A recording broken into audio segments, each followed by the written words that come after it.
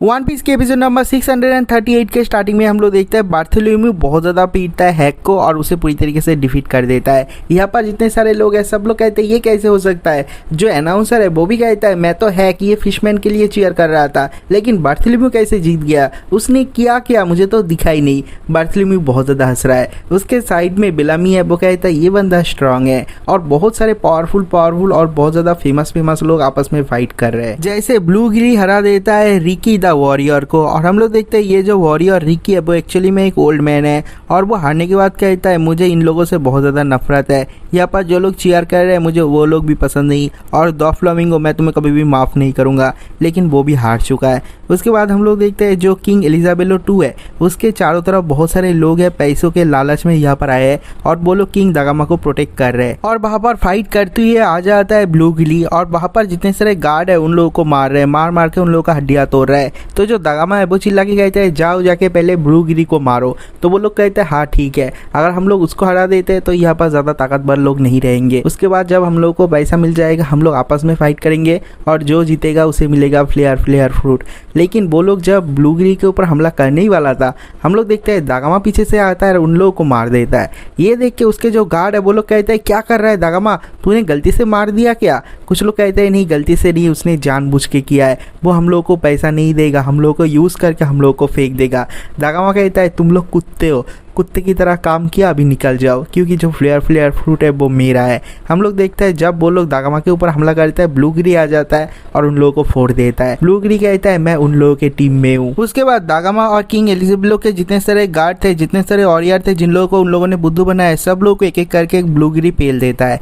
और तभी पीछे से दागामा कहता है ब्लू गिरी तुम्हें लगता है तुम्हें मिलेगा डेविल फूड, तुम्हें मिलेगा पैसा, तुम्हें भी कुछ नहीं मिलेगा। और जब ये सब कुछ सोचने के बाद दागामा हमला करता है पीछे से, ब्लू गिरी उसे मार देता है, उसे बाहर फेंक देता है रीना से। और वो कहता है तुम्हें लगा था तुम मुझे बुद्धू बना लोगे, मुझे समझ में नहीं आ रहा तुम लोग उसके बातों पे कैसे आ गए, मुझे पता है ये जो बंदा एक नंबर का हरामी है। हम लोग देखते हैं ब्लू गिरी ने हरा दिया है दागामा को, उसके पीछे अभी बस किंग एलिजाबेलो 2 है और उसे बहुत ज़्यादा डर लग रहा है क्योंकि उसका जो किंग पंच है वो अभी तक रेडी नहीं हुआ है। उसके बाद हम लोग कोलोसियम के दूसरे साइड का सीन देखते हैं जहाँ पर बेलामी पूरी तरीके से रेडी हो चुका है किसी और के ऊपर हमला करने के लिए। जो अनाउंसर है वो भी चिल्ला के कहता है अभी हमारा हीरो बेलामी खत्म करेगा सबसे विशियस पायरेट बार्थोलोम्यू को। बार्थोलोम्यू कहता है मुझे मारेगा, कौन मारेगा। जब वो पीछे की तरफ घूमता है हम लोग देखते हैं बेलामी ने ऑलरेडी अटैक लॉन्च कर दिया और जब वो पंच जाके बार्थोलोम्यू के मुंह पे लगता है हम लोग देखते हैं बार्थोलोम्यू को कुछ नहीं होता, बल्कि जो बेलामी है वो पीछे चला जाता है, पीछे जाके गिरता है, उसे ही बहुत ज्यादा डैमेज होता है। ये देख के ऑडियंस, अनाउंसर, जितने सारे लोग हैं सब लोग चुप हो जाते हैं और कहते हैं ये कैसे हो सकता है, उसने किया है, बेलामी को कैसे अटैक लग सकता है, वो तो बहुत ज्यादा स्ट्रांग है। बेलामी को इतना ज्यादा डैमेज हुआ है कि उसके नाक से उसके मुंह से खून निकल रहा है। वो कहता है नहीं ऐसा नहीं हो सकता, ऐसा नहीं हो सकता, मैं कभी भी हार नहीं सकता, मैं इससे कैसे हार सकता हूँ, नहीं मेरा जो पायरेट इंस्पिरेशन है वो है डॉफ्लामिंगो, मैं इस जैसे बंदे के सामने कभी नहीं हार सकता। वो फिर से अपना स्प्रिंग डेविल फ्रूट का पावर इकट्ठा करता है, अभी बस पैर में नहीं हाथ पे भी करता है और कहता है डेथ नॉक पंच, अपना पूरा ताकत लगा के उसके ऊपर पंच करता है। लेकिन हम लोग देखते हैं इस बार भी वो बार्थोलोम्यू को टच भी नहीं कर सकता और पूरा का पूरा डैमेज उसे लगता है। वो 15-20 हाथ पीछे जाके गिरता है, उससे उठने का भी पावर नहीं है, उसके पूरे बॉडी में दर्द कर रहा है, उसका हाथ पैर सब टूट जाता है।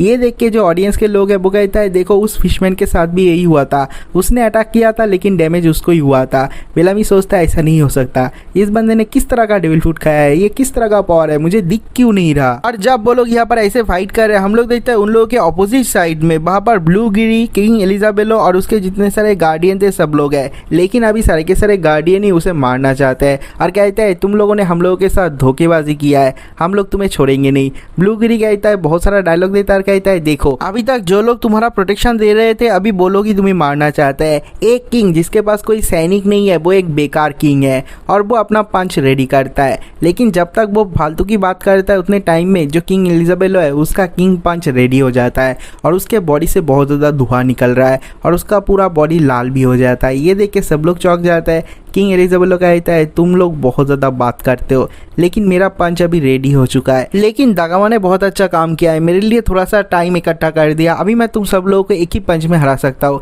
ये सुन के बाकी के जो लोग हैं वो लोग कहते हैं बकचोदी मत कर, एक पंच से तू सब लोगों को हरा नहीं सकता, तो इतना ज़्यादा स्ट्रांग भी नहीं है। हम लोग ऑडियंस में देखते हैं सब लोग बात कर रहे हैं और कहते हैं हम लोगों ने सुना है इस पंच को किंग पंच कहते हैं, मैंने सुना है उसने एक बार ऐसे एक पंच से एक फोर्ट्रेस को उड़ा दिया था। कुछ लोग कहते हैं हाँ मुझे पता है उसका किंग पंच बहुत ज़्यादा ताकतवर है, उससे वो वन ऑफ द 4 एम्पियर को भी हरा सकता है। तो सब लोग कहते हैं अगर वो वहाँ से पंच करता है, पीछे जो लोग ऑडियंस बैठे हैं वो लोग भी तो मर जाएंगे ना।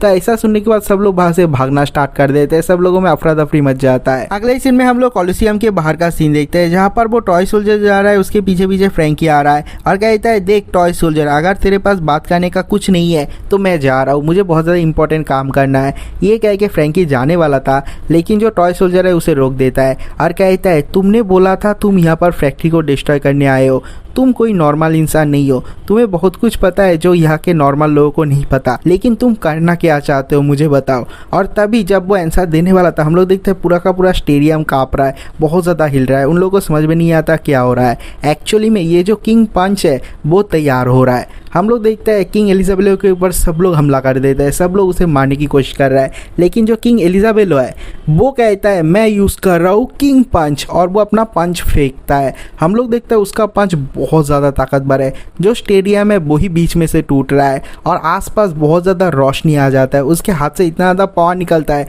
उसके सामने जितने सारे लोग थे सब लोग खत्म हो जाता है। और इस पंच के दूसरी साइड पे खड़ा हुआ था बेलामी और बार्थोलोम्यू, उन लोगों के ऊपर भी जाके लगता है और एक बहुत बड़ा धमाका होता है, जिससे ये पूरा का पूरा स्टेडियम, पूरा का पूरा कोलोसियम हिल जाता है। जो ऑडियंस में लोग हैं, जो अनाउंसर है, उन लोगों को कुछ नहीं दिखता क्योंकि बहुत ज़्यादा रोशनी हुआ है और बहुत ज़्यादा आवाज़ होता है, सब लोग अपना सर नीचे कर लेते हैं। थोड़ी देर बाद धुआं हटता है, हम लोग देखते हैं उस स्टेडियम में जितने सारे लोग थे, ब्लूगिरी से लेके बेलामी, वहाँ पर जितने सारे फेमस लोग थे सब लोग खत्म हो चुके हैं, सब लोग स्टेडियम के बाहर जा चुके हैं और स्टेडियम में एक बहुत बड़ा क्रैक भी हो चुका है। ये देख के सब लोग बहुत ज़्यादा चीयर करते हैं और कहते हैं क्या खतरनाक पंच था, क्या बढ़िया पंच था, उसने तो एक ही पंच में बी ब्लॉक के जितने सारे कॉम्पिटिटर है सब लोगों को हरा दिया है। और जो एलिजाबेलो 2 है वो भी अपना हाथ उठाता है और जो अनाउंसर है वो अनाउंस भी कर देता है और कहता है टीम बी ब्लॉक का विनर है एलिजाबेलो 2। लेकिन तभी ऑडियंस में कोई चिल्ला के कहता है नहीं देखो देखो स्टेडियम में कोई और है। हम लोग देखते हैं रिंग में कोई और है, ये और कोई नहीं, सबसे ज़्यादा हेटेड पायरेट बार्थोलोम्यू है। हम लोग देखते हैं उसने अपने उंगलियों को क्रॉस कर लिया और उसके सामने बैरियर आ चुका है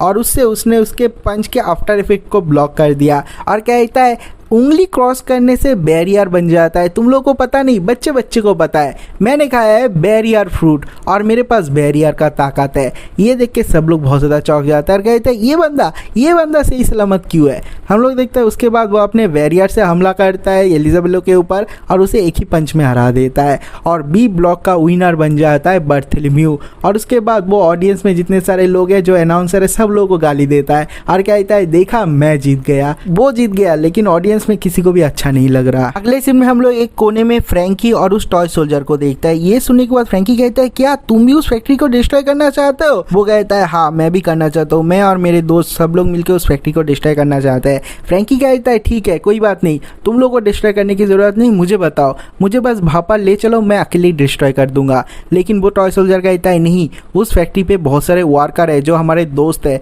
जिन लोगों को जबरदस्ती वहाँ पर काम करवाया जा रहा है, हम लोग उन लोगों को बचाना चाहते हैं, हम लोग उन लोगों को बचाएंगे, उसके बाद हम लोग फैक्ट्री को डिस्ट्रॉय करेंगे।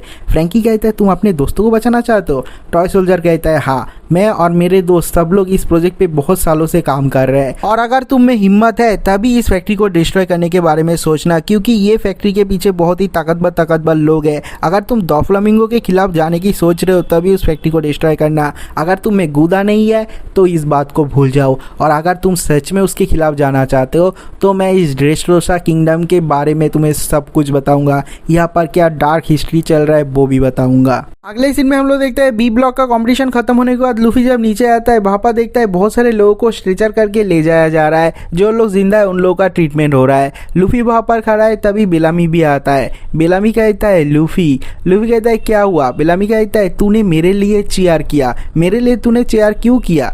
लूफी कहता है देख मैंने तेरे लिए चेयर किया क्योंकि तू बदल चुका है।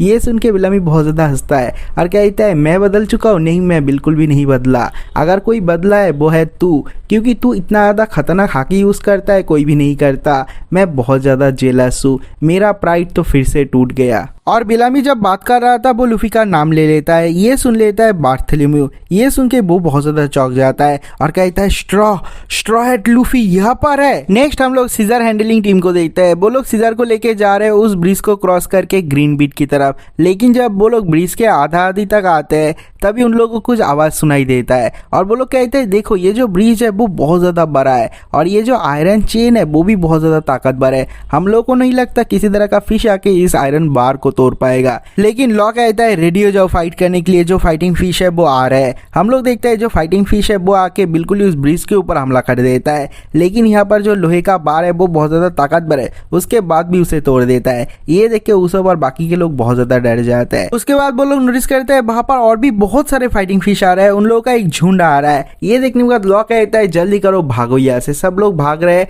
और कहते हैं लॉ तू उन लोगों के साथ फाइट कर, लेकिन लॉ कहता है नहीं मैं नहीं फाइट कर सकता, तुम लोगों को फाइट करना पड़ेगा। हम लोग देखते हैं रॉबिन अपना डेविल फुट का पावर यूज करती है और उसब भी अपना स्कल स्टार बॉम्ब का पावर यूज करता है, एक एक करके फाइटिंग फिश को हरा देता है। उसके बाद वो लोग दौड़ रहे हैं तो लॉ कहता है देख उसब जल्दी कर, सीजर का जो हथकड़ी है वो खोल दे, मैं चाहता हूँ वो भी फाइट करे। तो उसब कहता है अगर ये बंदा भाग गया तो? लॉ कहता है नहीं ये बंदा नहीं भागेगा, उसका हार्ट मेरे पास है। उसका हाथ खोल देता है और सीजर फाइट कर रहा है और कहता है सीजर मैं तुम लोगों को नहीं छोड़ूंगा, जब जोकर आ जाएगा मैं तुम सब लोगों से बदला लूंगा। तो जो उसब है वो चिल्ला के कहता है लॉ तू one of the 7 warlord of the sea है, तू फाइट क्यों नहीं कर रहा? लॉ कहता है तुम लोग गधे हो, हम लोग जब वहाँ पर चले जाएंगे, वहाँ पर जाने के बाद वहाँ पर डॉफ्लामिंगो भी आ सकता है, हमें उन लोगों के साथ फाइट करना पड़ेगा और हम लोगों को तो वापस भी आना पड़ेगा ना। मेरा जो डेविल फ्रूट है वो बहुत ज़्यादा पावर कंज्यूम करता है, इसलिए मुझे अपने पावर को बचा के रखना पड़ेगा। जब वो लोग ऐसे ही बात कर रहे थे वो लोग ब्रिज के एक साइड पे आते हैं और वो लोग देखते हैं बीच का जो ब्रिज है वो टूटा हुआ है, वहाँ पर कुछ भी नहीं है। और अभी उन लोगों को बहुत ज़्यादा डर लग रहा है क्योंकि उन लोगों के सामने से एक फाइटिंग फिश आ रहा है। जो लॉ है वो भी फाइट करने के लिए रेडी होने वाला था। हम लोग देखते हैं कोई उसके ऊपर अटैक करता है, उस फाइटिंग फिश को मार देता है और पकड़ लेता है। ये देख के बाकी के जो लोग हैं वो लोग बहुत ज़्यादा डर जाते हैं और कहते हैं किसने हम लोगों का हेल्प किया।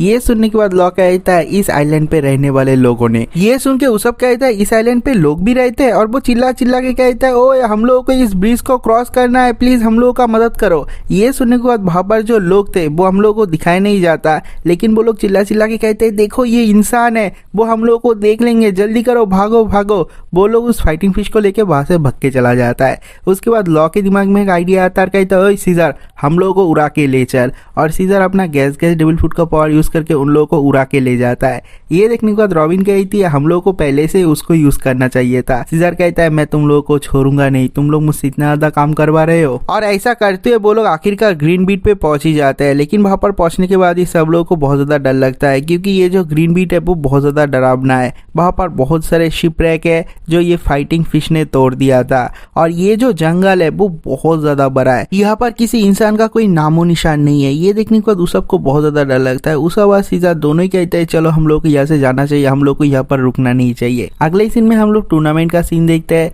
जहाँ पर जो अनाउंसर है वो चिल्ला चिल्ला के कहता है बी ब्लॉक का फाइट पूरी तरीके से खत्म हो चुका है और जब स्टेडियम रिपेयर हो जाएगा हमारा सी ब्लॉक का फाइट स्टार्ट हो जाएगा। उसके बाद वो एक एक करके सी ब्लॉक के सारे खतरनाक फाइटर को इंट्रोड्यूस करता है। सबसे पहले न्यू वर्ल्ड के फाइटिंग टूर्नामेंट का 2 टाइम वर्ल्ड चैंपियन जिसका नाम है डिस्ट्रक्टिव कैनन ईडो। उसके बाद वो इंट्रोड्यूस करता है एसासिन ब्रदर्स फ्रैंक ब्रदर्स, जिन लोगों ने 100 मिलियन के बेरी से ज़्यादा खतरनाक वाले पायरेट को भी आसानी से एसासिन कर दिया। उसके बाद आता है एल्वाफ का सबसे बड़ा जाइंट हाजुरुद्दीन। उसके बाद है बीन द बैंडिट जो बहुत सारे वेपन यूज़ कर सकता है। और उसके बाद आता है कोलोसियम का ग्रीम रिपर जो कि है ब्रूटल बुल। वो एक्चुअली में एक बुल है लेकिन वो बहुत ज़्यादा खतरनाक, बहुत ज़्यादा भयानक है। और उसके बाद वो इंट्रोड्यूस करता है चिंजियो फैमिली को।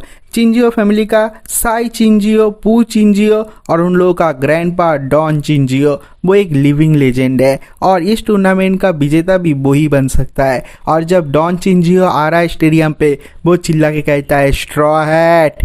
अगले ही सीन में हम लोग यहाँ के बगल वाले शहर का सीन देखते हैं जहाँ पर सांजी और वायलेट बहुत ही मजे से रास्ते से चलते हुए जा रहा है। थोड़ी देर तक जाने के बाद जो वायलेट है वो सांजी का हाथ छोड़ देती है और वो रोना स्टार्ट कर देती है और कहती है मैं ऐसा कैसे कर सकती हूँ, मैं बिल्कुल भी एक अच्छी लड़की नहीं हूँ, मैं तुमसे कैसे पूछ सकती हूँ कि तुम किसी को मार सकते हो या फिर नहीं, मैं तुम्हारी जान को खतरे में डाल रही हूँ, नहीं मैं ऐसा बिल्कुल भी नहीं कर सकती, सांजी प्लीज यहाँ से चले जाओ। ये सुनने के बाद सांजी का जो मर्द है वो अंदर से जाग उठता है और कहता है नहीं वायलेट, तुम्हें ऐसा चिंता करने की बिल्कुल भी जरूरत नहीं, जिन लोगों ने भी तुम्हें रुलाया उन लोगों को मैं रुलाऊंगा। तुमने कहा था जिन लोगों ने तुम्हें रुलाया है, जो लोग बहुत ज्यादा बुरे हैं वो लोग इस स्टोरेज रूम के अंदर है, मैं वहां पर जाऊंगा, उन लोगों को पीटूंगा और मैं तुम्हें उन लोगों से बचाऊंगा। ये कहने के बाद सांजी धीरे धीरे वहां पर जा रहा है। ये देख के जो वायलेट है वो चिल्ला के कहती है रुको, तुम्हें एक बार भी नहीं पूछना है मैंने इस तरह का रिक्वेस्ट क्यों किया है, मैं किसी को मारना क्यों चाहती हूँ। ये सुन के सांजी कहता है नहीं मुझे जानने की जरूरत नहीं, उसने एक लड़की को रुलाया है, ये उसके लिए एक प्रॉपर रीजन है मौत का। और ये कहते हुए वो स्टोरेज रूम के अंदर चला जाता है दरवाजे को तोड़ के। ये देख के वहां पर बहुत सारे लोग आ जाते हैं सांजी के ऊपर हमला करने के लिए, लेकिन सांजी सब लोगों को एक एक करके पीटता है। लेकिन उसका जो बॉस है वो गायब हो जाता है। हम लोग देखते हैं वो पीछे से जाके वायलेट को पकड़ लेती है और कहता है मैं इसका दिमाग उड़ा दूंगा अगर तुम यहाँ पर नहीं रुके तो। वायलेट रो रही है, चिल्ला रही है और कहती है सॉरी सांजी मुझे बहुत ज्यादा डर लग रहा है। ये सुनने के बाद सांजी कहता है मैं तुझे नहीं छोड़ूंगा, लड़की से अपना हाथ हटा। लेकिन जो गुंडा है वो कोई डायलॉग देने वाला था, वो नोटिस करता है सांजी वहां पर नहीं है, सांजी गायब हो चुका है और एक ही सेकंड में उसके सामने आता है, उसके मुंह में एक अपर किक करता है जिससे वो वायलेट को बचा लेता है। उसके बाद डियाब्लो जाम्बे का यूज करता है और उस बंदे को एक किक करके वहां से उड़ा देता है। ये देख के जो वायलेट है वो बहुत ज्यादा खुश होती है, उसको बहुत ज्यादा डर भी लग रही है। वो दौड़ती है जाके सांजी को हक करती है और कहती है आई एम सॉरी, मैंने तुम्हें कितना ज्यादा मुसीबत में डाल दिया था, मैं बहुत ज्यादा डर गई थी। ये देख के सांजी कहता है नहीं नहीं चिंता करने की जरूरत नहीं, वो लोग स्मॉल फ्राइज है, उन लोगों को तो मैं ऐसे ही हरा सकता हूँ। ये कहने के बाद सांजी भी बहुत ज्यादा खुश है, वायलेट भी बहुत ज्यादा खुश है। उसके बाद वायलेट कहती है सांजी क्या मैं तुमसे एक और फेवर मांग सकती हूँ। सांजी कहता है हाँ हाँ पूछो, क्या पूछना है क्या मांगना है, सब कुछ करूंगी मैं तुम्हारे लिए। उसके बाद वायलेट कहती है सांजी क्या प्लीज तुम मेरे लिए मर सकते हो। ये सुनने के बाद सांजी को बहुत ज्यादा शौक लगता है और एक ही सेकंड में सांजी के हाथ में और पैर में वो वायलेट हथकड़ा पहना देती है। नेक्स्ट हम लोग ग्रीन बीट का सीन देखते हैं जहाँ पर सीजर हैंडलिंग टीम जाके पहुंचता है और वहां पर पहुंचने के बाद बहुत ज्यादा चौंक जाता है क्योंकि वहां पर एक बहुत बड़ा जंगल है और वहां पर जो पेड़ पौधे सब बहुत बड़े बड़े और बहुत ज्यादा खतरनाक है। वहां पर किसी इंसान का नामो निशान तक नहीं है।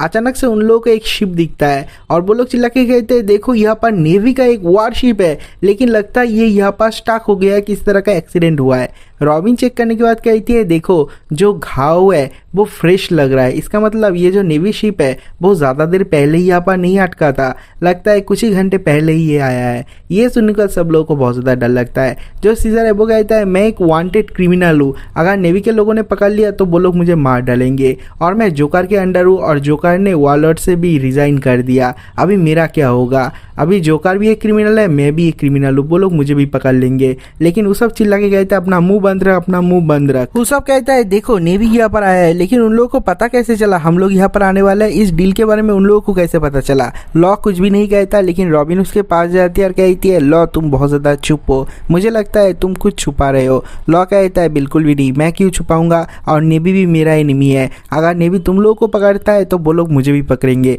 हमारे पास 15 मिनट टाइम है, उतने टाइम में तुम लोग जंगल में जाओ और जाके छानबीन करो, अगर तुम लोगों को कुछ मिलता है मुझे आके रिपोर्ट करो, मुझे जानना है। नेक्स्ट हम लोग ग्रीन बीट फॉरेस्ट का सीन देखते हैं जिसके अंदर घुस जाती है रॉबिन, छानबीन करने की कोशिश कर रही है, कुछ ढूंढने की कोशिश कर रही है और उसके साथ साथ डरे डरे उसब भी आता है। तभी उन लोगों को किसी का आवाज सुनाई देता है और कोई चिल्ला के कहता है straw hat Luffy, straw hat crew, मुझे पता है तुम पायरेट्स यहाँ पर ही हो, बाहर निकलो बाहर निकलो। ये सुनने के बाद दोनों ही बहुत ज्यादा चौंक जाते हैं, दोनों सबसे पहले छुप जाते हैं और वो लोग नोटिस करते हैं जंगल के बीचों बीच बहुत सारे नेवी सोल्जर है जिन लोगों के हाथ में बंदूक है और वो लोग चिल्ला के कहता है स्ट्रॉ हैट लूफी जल्दी करो बाहर निकलो, हम लोगों को पता है तुम लोग इसी जंगल में हो। तभी किसी और का आवाज़ सुनाई देता है और कौन बात कर रहा है ये हम लोग को दिखाई नहीं देता और वो चिल्ला के कहता है मेरा नाम लूफी नहीं है, मेरा नाम है लेओ, और तुम लोग कौन हो, तुम लोग अच्छे लोग हो या फिर बुरे लोग हो। अभी जो नेवी के सोल्जर है वो लोग कहते हैं हम लोग नेवी के सोल्जर है, हम लोग सब लोग को प्रोटेक्शन देते हैं तो हम लोग अच्छे लोग हैं। तो जो ये लेओ नाम का बंदा है जिसे हम लोग देख नहीं सकते, वो चिल्ला के कहता है तो तुम्हारे हाथ में जो बंदूक है, जो वेपन है, वो फेंक दो। लेकिन नेवी के सोल्जर वो बिल्कुल भी नहीं फेंकते। ये सुनने के बाद जो लोग हैं, जो छोटे छोटे लोग हैं जिन लोगों को कोई देख नहीं सकते, वो लोग सीधा उन नेवी के सोल्जर के ऊपर हमला कर देते हैं। उन लोगों को मारते नहीं, उन लोगों का जो बंदूक है, उन लोगों का जो एमुनेशन है, उन लोगों के जो कपड़े है, सब निकाल लेता है। ये देख के जो नेवी के सोल्जर है वो बहुत ज़्यादा डर जाते हैं और भागते हुए वहाँ से चले जाते हैं। और ये सब कुछ छुप छुप के रॉबिन और उसब देख रहा है। उसब तो बहुत ज़्यादा डर जाता है और कहता है किन लोगों ने इन लोगों के ऊपर हमला कर दिया, हम लोग को वापस जाना नहीं चाहिए। लेकिन रॉबिन कुछ नोटिस करती है, दौड़ती हुई जाती है और अपना डेविल फ्रूट का पावर यूज़ करके किसी को पकड़ लेता है। ये देख के उसब कहता है तूने किसको पकड़ लिया। और रॉबिन वहाँ पर दौड़ती हुई जाती है और नोटिस करती है ये एक लिटिल मैन ट्राइब का इंसान है, ये एक छोटा इंसान है जिसको पकड़ लिया है। और वो चिल्ला रहा है, रो रहा है, कहता है नहीं, इंसानों ने हम लोगों को देख लिया, अभी हम लोग क्या करें, अभी तो हम लोगों को मरना पड़ेगा। अगले सीन में हम लोग सड़क पे एक आदमी को देखते हैं जो इधर से उधर भाग रहा है और कोई चिल्ला के कहता है लेफ्ट में जाओ, लेकिन ये बंदा राइट की तरफ जा रहा है। हम लोग देखते हैं ये और कोई नहीं, ये जोरो है और जोरो के पॉकेट में एक फेरी है और वो चिल्ला के कहता है तुम पागल हो क्या, मैं जिस तरफ जाने के लिए तुम्हें बोल रहा हूँ तुम उसके दूसरी तरफ जा रहे हो, तुम सच में पागल हो, तुम एक रोड इडियट हो। जोरो कहता है बस कर। उसके बाद हम लोग को थोड़ी देर पहले का सीन दिखाया जाता है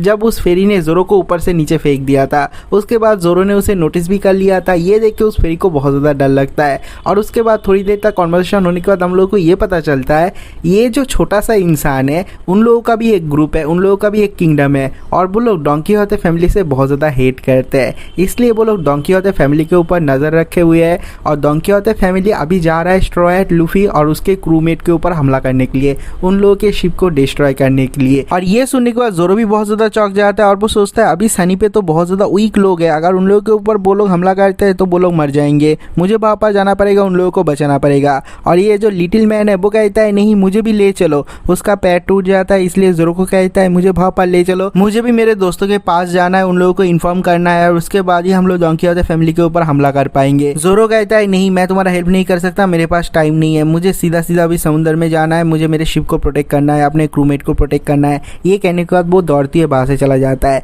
लेकिन जो लिटिल मैन है वो चिल्ला के कहता है ओए तुम किस तरफ जा रहे हो, तुम तो समुद्र के ऑपोजिट डायरेक्शन में भाग रहे हो। उसके बाद से जोरो और ये बंदा दोनों साथ में जा रहे हैं और दोनों अभी तक वहाँ पर जाके पहुँच नहीं पाए। और ये जो लिटिल मैन है वो कहता है अगर मैं अकेली चली जाती तो मैं इससे पहले पहुँच जाती। नेक्स्ट हम लोग कोलोसियम का सीन देखते हैं जहाँ पर जॉन चिंजियो ने बहुत ज़्यादा तहलका मचा रखा है और कहता है मैं नहीं छोड़ूंगा उसे, मैं गार्ब के ग्रैंडसन को नहीं छोड़ूंगा।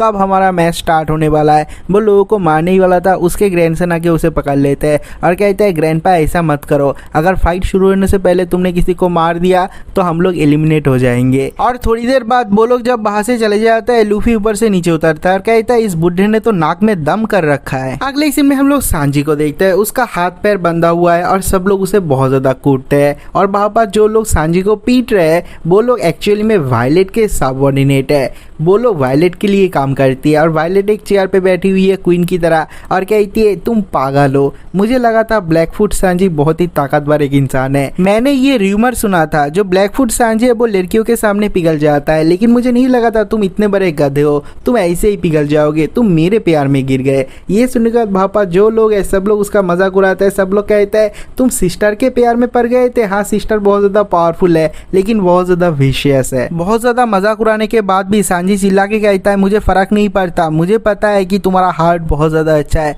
तुम चाहे मुझे कितना ही ज्यादा मार लो, मुझे पता है तुम सही बोल रहे थे, तुम झूठ नहीं बोल रहे थे जब तुमने बोला था तुम किसी का मर्डर करना चाहते हो, क्योंकि मैं एक लड़कियों के आंसू पे विश्वास करता हूँ। ये सुनने के बाद जो वायलेट है वो बहुत ज़्यादा इमोशनल हो जाती है। उसके बाद भी अपने आप को रोकती है और कहती है नहीं, तुम्हें लगता है तुम्हें सब कुछ पता है, नहीं तुम्हें कुछ बताने की ज़रूरत नहीं, तुम्हारा प्लान क्या है, तुमने ट्राफल्गर लॉ के साथ हाथ क्यों मिलाया है, तुम लोग ड्रेस रोसा पे क्यों आए हो, मुझे सब कुछ पता चल जाएगा क्योंकि मैं तुम्हारे दिमाग को पढ़ लूँगी, मैं सब लोगों का दिमाग पढ़ सकती हूँ, उसके दिल में क्या है मैं सब कुछ जान सकती हूँ क्योंकि मैंने ग्लेयर फ्रूट खाया है। उसके बाद वो सांजी के ब्रेन में झांकती है और उसे सब कुछ पता चल जाता है उसने ट्राफल्गर लॉ के साथ क्यों हाथ मिलाया है और वो उसके डीप डाउन मेमोरी को भी सर्च करती है और करने के बाद बहुत ज़्यादा चीखती है। ये सुनने के बाद सब लोग कहते हैं क्या हुआ सिस, क्या हुआ।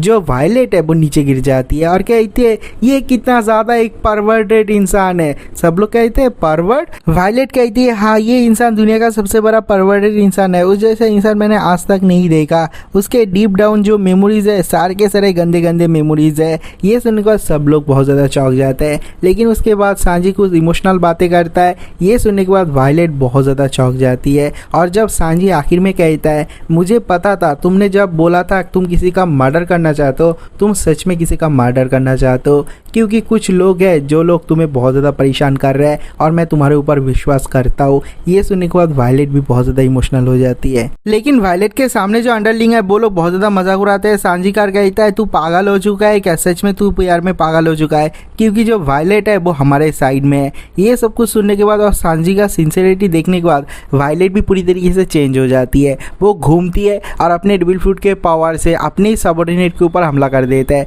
सब लोग कहते हैं ये क्या हो रहा है, वायलेट हमारे ऊपर हमला क्यों कर रहा है। एक एक करके सब लोगों को दबा देता है। सब लोगों को ठिकाने लगाने के बाद वायलेट सांजी के पास आके उसका हैंडकफ निकाल देती है और कहती है यहाँ से भाग जाओ ब्लैकफुट सांजी। सांजी कहता है नहीं मैं यहाँ से नहीं भागूंगा, अगर मैं भागता हूँ तो तुम्हें लेके भागूंगा। मुझे दिखाई दे रहा है कि तुम डॉफ्लामिंगो के लिए काम करते हो, लेकिन तुम बिल्कुल भी करना नहीं चाहते, चलो मेरे साथ हम लोग सब लोग एक साथ भाग जाएंगे। लेकिन वायलेट कहती है नहीं बिल्कुल भी नहीं, हम लोग नहीं कर सकते। और तुम लोगों को पता नहीं जब तुम लोग यहाँ पर पहुंचे हो तभी से तुम लोग डॉफ्लामिंगो के जाल में फंस चुके हो। ये सुनने के बाद सांजी को कुछ भी समझ में नहीं आता, तो वायलेट अपना डेविल फ्रूट का पावर यूज करती है और कहती है देखो मेरे दिमाग में क्या है, आज सुबह हमारे साथ किस किस का डील हुआ है। और ये देखने के बाद सांजी बहुत ज्यादा चौंक जाता है। नेक्स्ट हम लोग कोलोसियम का सीन देखते हैं, जहाँ पर बी ब्लॉक और ए ब्लॉक का कंपटीशन खत्म हो चुका है। हम लोगों को एक एक करके विनर मिल चुका है और अभी सी ब्लॉक का कंपटीशन स्टार्ट होने वाला है। और जो कंपटीशन वेन्यू है उसे रिपेयर करने के बाद सब लोग चले जाता है और सी ब्लॉक का कंपटीशन स्टार्ट हो जाता है। अगले सीन में हम लोग रेबेका को देखते हैं, वो सो रही है और वो सपने में देख रही है एक टॉय सोल्जर के साथ बचपन में कैसे उसने दिन गुजारा था, वो टाइम कितना ज्यादा प्यारा था।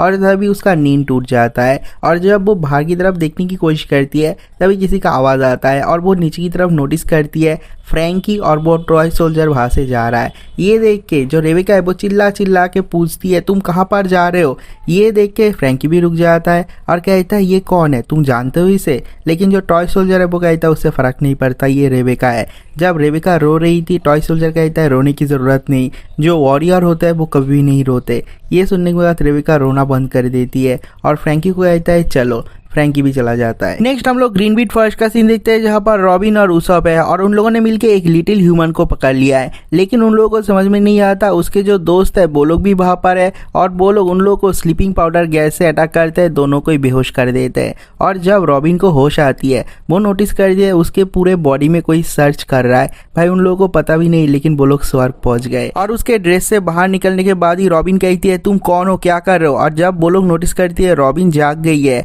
तो वो लोग सब लोग चिल्ला के कहते हैं देखो ये बिग ह्यूमन जाग चुका है, सब लोग रेडी हो जाओ फाइट करने के लिए। लेकिन रॉबिन कहती है नहीं फाइट करने की जरूरत नहीं, मैं तुम लोगों के साथ फाइट नहीं करूंगी।